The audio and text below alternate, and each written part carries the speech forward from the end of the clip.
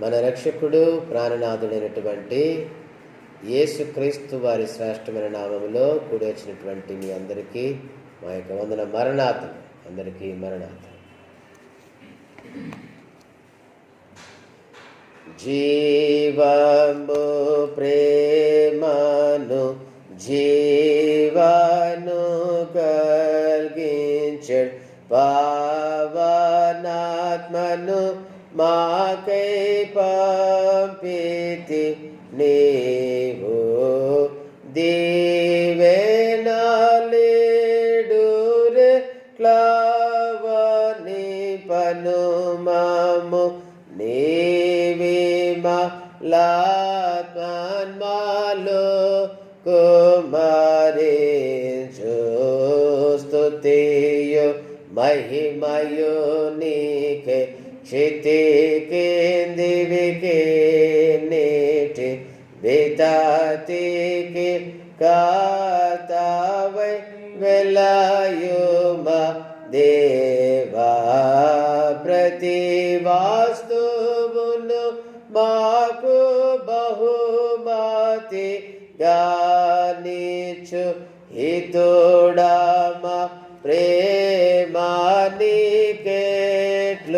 చూపుదము స్తుతియు మహిమయు నీకే క్షితికి దివికి నీటి వితతికి కాతవై వెలయుమ దేవా.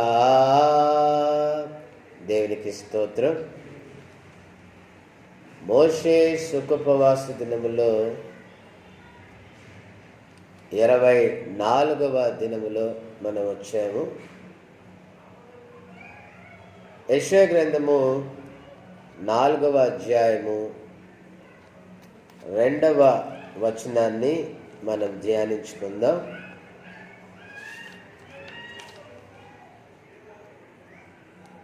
ఆ దినమున యెహోవా చిగురు మహిమయు భూషణమగును, ఇజ్రాయేలులో తప్పించుకొనిన వారికి భూమి పంట అత్యాస్పదముగా శుభలక్షణముగాను ఉండును. చిన్న ప్రార్థన చేసుకుందాం. మహాపరిశుద్ధమైన తండ్రి, నీ ఘనమైన శ్రేష్టమైన అత్యున్నతమైనటువంటి నామాన్ని బట్టి నీకు వందనములు, స్తోత్రములు నాయన. ప్రభా, నీ మహాకృపను బట్టే ఇటు శ్రేష్టమైన సమయాన్ని మాకు ఇచ్చినందుకు వందనాలు. ఏ మాటల ద్వారా మీరు మాతో మాట్లాడదలిచారో వినగల చెవులు, గ్రహించేటువంటి మనసు ఈ సమయమున ఇక్కడ ఏకీభవించినటువంటి నాకును మాకును మా అందరికీ దయచేయమని యేసుక్రీస్తు నామములో ప్రార్థిస్తున్నాను పరమ తండ్రి, ఆమేన్. మరణాత్. ప్రవక్త అయినటువంటి యెషయా గ్రంథము 4వ అధ్యాయములో 2వ వచనం, ఆ దినమున యెహోవా చిగురు మహిమయు భూషణ మగును. దేవునికి స్తోత్రం. అనగా నిజమైనటువంటి దేవుని విశ్వసించినటువంటి మన జీవితాల్లో సన్నిధి అనేటువంటి అనుభవము కలిగినటువంటి వారిగా మనం ఉంటే శ్రమలు కష్టాల కాలములో కూడా,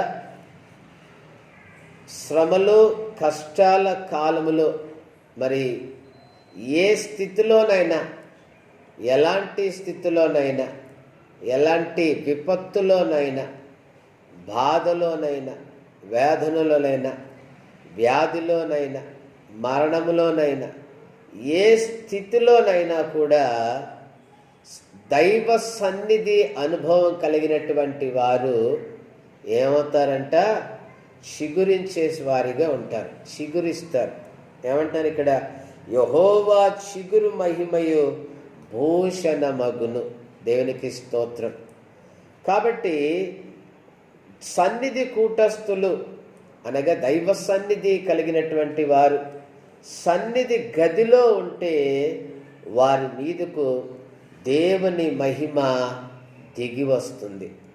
దైవ సన్నిధిలో మనం ఉంటే, లేక సన్నిధి అనేటువంటి గదిలో మనం ఉంటే దేవుని యొక్క ముఖ కాంతి కిరణాలు మన మీదికి ప్రకాశింపచేస్తాయి. కాబట్టి ఆ రీతిగా మనము వెలిగింపబడతాము.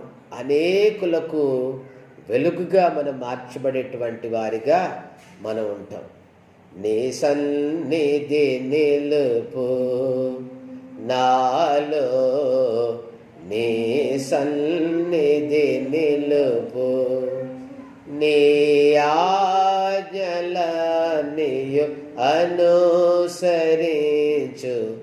ఆత్మను నాకిమ్మయ్యా, నీ సన్నిధి నిలుపు నాలో, నీ సన్నిధి నిలుపు.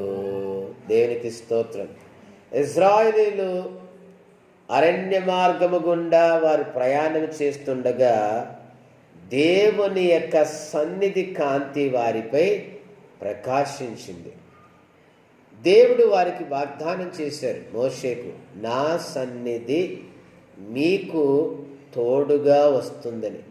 కాబట్టి ఇశ్రాయేలు జనాంగం వారి ప్రయాణం అంతట్లో కూడా దేవుని యొక్క సన్నిధి వారితో ఉంది. కాబట్టి ఏం జరిగింది? పగలు ఎండ దెబ్బ తగలేదు, రాత్రి వెన్నెల దెబ్బ వారికి తగలేదు. అనగా వారు పగలు గనుక ప్రయాణం అవుతుంటే వారి నడినెత్తి మీద ఒకవేళ ఎండ ఉన్నా వారికి ఎండ దెబ్బ తగిలేది కాదు. రెండవది, రాత్రి కాలంలో మరి వారు ఇళ్లలో లేదు, అడవుల్లో ఉన్నారు, ఎడారిలో ఉన్నారు. అలాంటి స్థితిలో కూడా వారికి చలి తగలేదు, బాధ కలగలేదు, ఇబ్బంది కలగలేదు. ఎందుకంటే దేవుని సన్నిధి వారితో ఉంది కాబట్టి.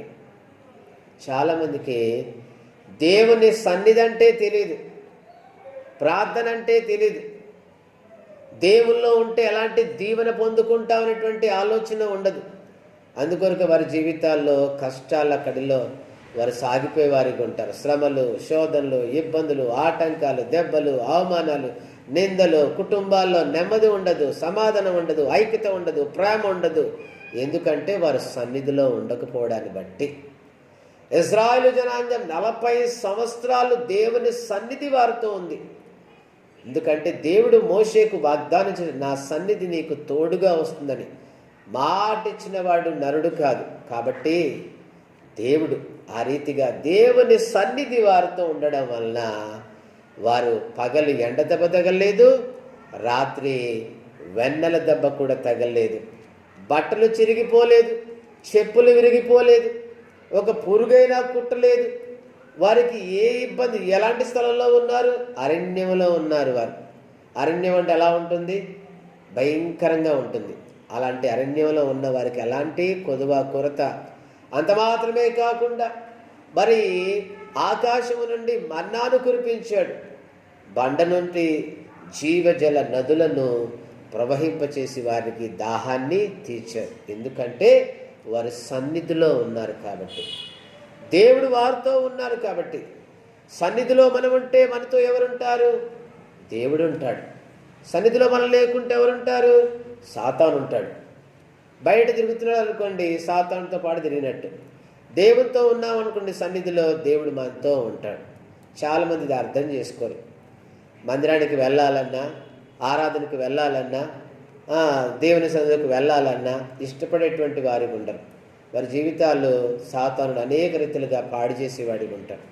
కాబట్టి మన ఆత్మీయ జీవితంలో సన్నిధి ఎంత విలువైనది అనేది మనం తెలుసుకోవాలని పరిశుద్ధాత్మ దేవుడు మనతో మాట్లాడుతున్నాడు.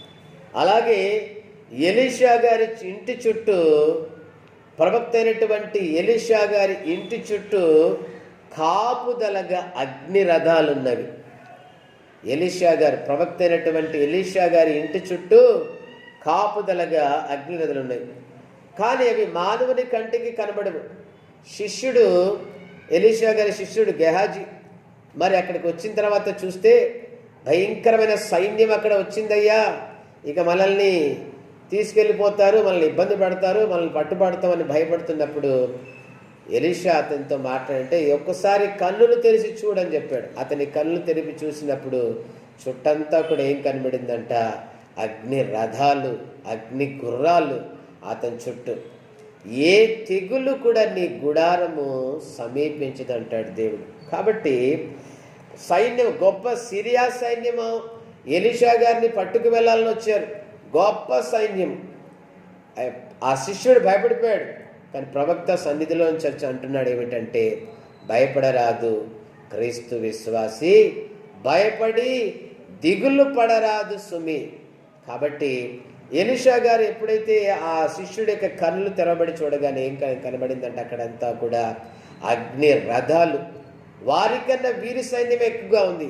అంటే దేవుని సైన్యము వారితో అక్కడ కనబడింది. కాబట్టి ఎలీషా గారు ముట్టినప్పుడు పనివారిని ఇంటి చుట్టూ ఉన్న సన్నిధి కాపుదలా కనబడలేదు. పనివాడికి అంటే విశ్వాసం లేదు. అల్ప విశ్వాసులు ఉంటారు. వారికి దేవుని సన్నిధి అంటే తెలియదు. వారికి దేవుని కాపుదల అంటే వారికి అర్థం కాదు. కాబట్టి దేవుని సైన్యము వారి చుట్టూ ఉంది, అగ్ని రథాలతో, అగ్ని గుర్రాలతో. కాబట్టి ఎలీషా గారికే దైవ సన్నిధి యొక్క కాపుదల కనబడింది. దైవజనుడికి కనబడుతుంది, శిష్యుడికి కనబడట్లేదు. ఎవరు? అల్ప విశ్వాసి ఉన్న వారికి సన్నిధి యొక్క విలువేంటో అర్థం కాదు. కాబట్టి అందుకే ఎలీషా, దేవ వీడు చూచినట్లు వీని కళ్ళు తెరవమనగా ఆ పనివాని కళ్ళు తెరుచుకొని ఇంటి చుట్టూ అగ్ని రథములు ఉన్నట్లు చూడగలిగాడు. దేవునికి స్తోత్రం. కాబట్టి ఎలీషా తిరిగి దేవుడితో ప్రార్థించి వీడి కన్నులు తెరవమని ప్రార్థన చేయగానే అతని కన్నులు తెరవగానే, అంటే ఆత్మీయ నేత్రములు తెరవబడ్డాయి. ఎప్పుడైతే అతడు చూడగానే అతనికి ఏం కనబడింది? అగ్ని రథాలు, అగ్ని గుర్రాలు. కాబట్టి శత్రువులు ఎలీషా గారి దగ్గరికి రావాలంటే అగ్ని రథము దాటి రావాలి.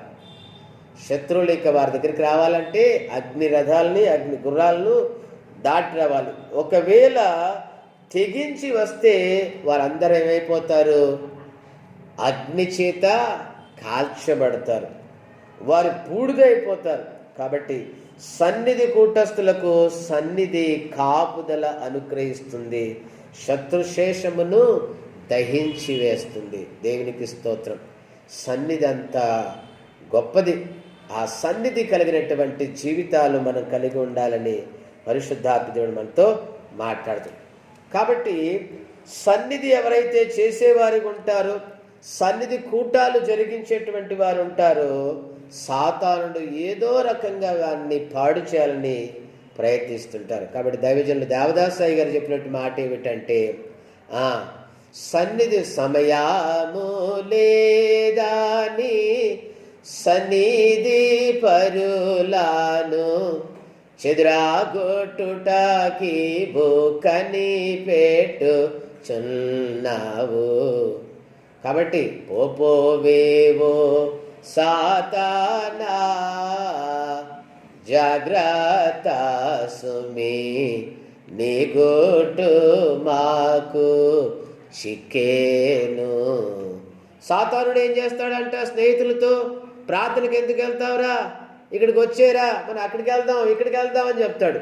ఎందుకు? ప్రార్థనలో ఉంటే బలపడతారు, వృద్ధి చెందబడతారు, దేవుడికి మహిమకరంగా మార్చబడతారని సాతాను స్నేహితుల ద్వారా ఏం చేస్తాడంటే బయటికి వెళ్దాం రారా అంటుంటాడు. కానీ సన్నిధి పరులు అంటే దేవుని విశ్వాసం కలిగినటువంటి వారు, దేవుడితో సహవాసం కోరుకునేటువంటి వారు ఏం చేయాలంట? సన్నిధిని విడిచి ఎక్కడికి వెళ్ళకూడదు. సన్నిధిలో ఉంటే నువ్వు నిత్య సుఖములు పొందుకుంటావు. సన్నిధిలోంచి బయటికి వెళ్తే దేవుడికి అవమానకరంగా మనం తయారైపోతుంటాం. కాబట్టి ఆ రీతిగా సాతానుడు ఏదో రకంగా ప్రయత్నం చేస్తుంటాడు. కాబట్టి సన్నిధి పరులు భయపడరాదు.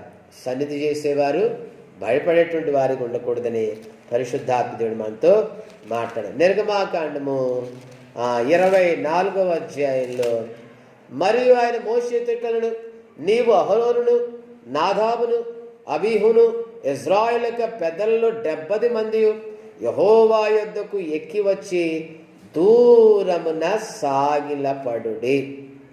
ఏమంటాడు ఇక్కడ? మోషేతో అంటాడు, నీవును అహరోనును నాదాబును అబీహును ఇశ్రాయేలు యొక్క పెద్దల్లో 70 మంది యెహోవా యొద్దకు ఎక్కి వచ్చి దూరమున సాగిలపడి, మోషే మాత్రము యెహోవాను సమీపింపవలెను, వారు సమీపింపకూడదు, ప్రజలు అతనితో ఎక్కి రాకూడదు. కాబట్టి దైవ సన్నిధి కలిగినటువంటి స్థలములోనికి, అనగా నా దగ్గరకు నువ్వు ఒక్కడివే రావాలి. దేవుని ఆత్మచేత నింపబడినటువంటి, దేవుని ప్రత్యక్షత కలిగినటువంటి, దేవుని ఏర్పాటు కలిగినటువంటి, దేవుడు పిలిచినటువంటి వ్యక్తులే సన్నిధిలోకి రావాలి. కాబట్టి వారు మిగతా వారిని రమ్మంటున్నారు, కానీ ఎక్కడికి? దూరమున. అది 70 మందిని తీసుకొని రా, కానీ వారు అక్కడ దూరంగా కూర్చొని సన్నిధి చేస్తుండాలి. నువ్వు ఒక్కడవే నా దగ్గరికి రావాలి అనేటువంటి మాట ద్వారా దేవుని యొక్క అనుభవాన్ని, అంటే దేవుని సన్నిధి అనుభవం కలిగిన వారికి ఉండాలి. ఇక మిగతా ప్రజలు ఎవరిని కూడా సన్నిధిలోకి అనుమతించకూడదు, దగ్గరికి రాకూడదు. వచ్చారా ఏమైపోతారు? వారు భస్మమైపోతారు. ఏమైపోతారు? వాళ్ళు బూడిదైపోతారు. సరైనటువంటి లోక తలంపులు కలిగి, లోక ఆలోచనలు కలిగి, ఆ లోకంలో లోకానుసారంగా ఉంటూ పాపము అలవాట్లు, తలంపులు, ఉద్దేశాలు, మాటలు, క్రియలు, నడవగల చూపామ, ఇవన్నీ కూడా ఇవి కలిగి ఉండి దేవుని సన్నిధిలోకి వస్తే అది మంచిది కాదంటున్నాడు. కాబట్టి యెహోవా ఈ మాటలన్నీ, విధులన్నింటినీ, మోషే వచ్చి యెహోవా మాటలన్నింటినీ, విధులన్నింటినీ ప్రజలతో వివరించి చెప్పెను. ప్రజలందరూ యెహోవా చెప్పిన మాటలన్నిటి ప్రకారము చేసేదమని ఏక శబ్దముతో ఉత్తరమిచ్చిరి.